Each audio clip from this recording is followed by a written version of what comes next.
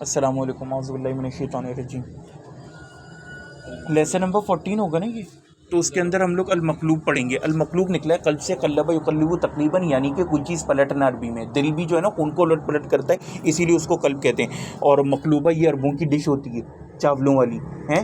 اس کے اندر کیا کرتے ہیں، چاول پکا کے چاول پکا کے اس کو یوں الٹا کرتے ہیں، چاول دیکھا ہے نا، اور پھر وہ پتیلا اٹھاتے ہیں، اسی لیے اس کو مقلوبہ کہتے ہیں، کیونکہ اس کے اندر پلٹتے ہیں۔ تو مقلوب وہ حدیث ہے جس کے اندر کوئی حدیث پلٹ جائے، یعنی کہ اس کا مفہوم راوی سیم ہو لیکن کوئی ایک لفظ سملر نہ الٹ پلٹ کر دے، رات کو دن کہہ دے، دن کو رات کہہ دے۔ وہی نا ابن عمر والی، کون سی؟ اونٹ والی۔ ہاں وہ بھی کہہ سکتے ہو، ابن عمر نہیں، وہ ابو ہریرہ ہیں غالباً اس میں۔ المقلوب ہوا ان یروی الراوی حدیثا فیخطی فیہ فیقدم بعد الفاظ علی بعض، سمجھے، علی بعض، کہ یہ وہ روایت ہوتی ہے جس کے اندر راوی جو ہے حدیث روایت کرے اور اس کے اندر وہ خطا کر جائے اور وہ کچھ الفاظ کو آگے پیچھے کر دے، تقدیم شروع میں لے آئے۔ وَيَكُونَ الْقَلْبُ فِي السَّنَدِ وَالْمَتْنِ، اور یہ جو تقلیب ہوتی ہے یعنی کہ قلب ہونے کا، الٹنے پلٹنے کا عمل، یہ جو ہے سند میں بھی ہوتا ہے، متن میں بھی ہوتا ہے۔ اچھا اسی لیے وہ دعا ہے، یا مقلب القلوب، اے دلوں کے پلٹنے والے، میرے دل کو پلٹ ہاں، دے۔ ثبت قلبی علی دینک۔ کیا کہنا ہے؟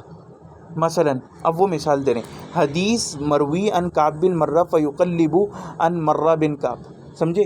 اب یہ سند کی اگزامپل دے رہے ہیں کہ ایک حدیث ہے جو کہ کعب بن مرہ سے، تو اس نے مرہ بن کعب کر دیا، باپ کو بیٹا بنا دیا، بیٹے کو باپ بنا دیا۔ او حدیث مروی ان سالم فیقلب ان نافع، یا حدیث ہاں صحیح ہوتی ہے لیکن پھر وہ آپ کو تحقیق کرنا پڑتی ہے نا، کیونکہ اصلاً تو وہ اس سے نہیں آئی، ٹیکنیکل، تو آپ اس کے ہاں پھر آپ بتاتے ہو کہ یہاں پر تقلیب ہوئی ہے اور اصل وہاں پہ روایت ہے، اس کا وہ والا طریق صحیح ہے، کیونکہ ایک طرح سے آپ جھوٹ بول دو گے نا، ایک بات نافع نے کیا، آپ سالم کا نام لگا کے کر دو، بات تو سچی ہے لیکن بندہ جھوٹا ہو گیا۔ دوسری بات کہہ رہے ہیں، اب وہ ایک روایت سالم سے ہو لیکن کیا کہتے ہیں، وہ آپ نافع سے کر دو، نافع کا نام لیا اس کی جگہ، نافع ڈاؤن۔ ہاں۔ وہ حدیث ابی ہریرہ النبی صلی اللہ علیہ وسلم سبعۃ یظلهم اللہ فی ظلہ یوم لا ظل الا ظلہ، رسول اللہ نے فرمایا، مشہور حدیث بخاری مسلم میں بھی ہے، کہ 7 لوگ وہ ہیں جن کو عرش کا سایہ نصیب ہوگا، اور اس دن وہ اللہ کے سائے کے سوا اور کسی چیز کا سایہ نہیں ہوگا۔ ہاں، تو رسول اللہ نے فرمایا کہ 7 وہ لوگ ہیں۔ اب اس کے اندر پتہ کیا ہوا، اس کے اندر ایک جگہ پر رسول اللہ نے فرمایا کہ ایک وہ بندہ ہے جو کہ دانے ہاتھ سے، سیدھے ہاتھ سے، سجے ہاتھ سے صدقہ کرے اور اس کے کھپے ہاتھ کو بھی پتہ نہ چلے، بائیں ہاتھ کو پتہ نہ چلے، الٹے ہاتھ کو پتہ نہ چلے، یدیہ یسرا، شمال ہاتھ کو پتہ نہ چلے۔ یہ حدیث صحیح ہے، لیکن امام مسلم جب یہ حدیث لائے نا تو انہوں نے تقلیب کر دی، انہوں نے کہہ دیا کہ الٹے ہاتھ خرچ کرے اور سیدھے ہاتھ کو پتہ نہ چلے۔ بہت چھوٹی سی بات ہے جو ہم نوٹس بھی نہیں کرتے، لیکن دیکھو اماموں کی نظر کہاں تک گئی۔ اب میں آپ کو نا اس کی ایگزامپل بھی انٹرنیشنل نمبرنگ بتا دیں۔ ہاں بتا دیتا ہوں نا، ڈھونڈنا پڑے گی۔ تو اب یہ دیکھیں، صحیح مسلم کی حدیث انٹرنیشنل نمبرنگ کے مطابق فواد عبد الباقی 1031 اور کنٹینیوس دارالسلام کی نمبرنگ کے مطابق 2380۔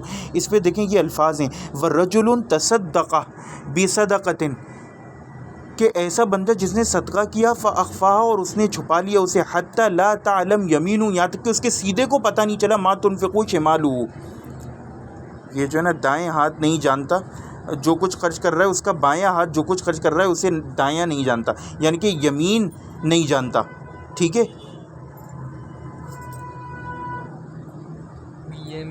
یمین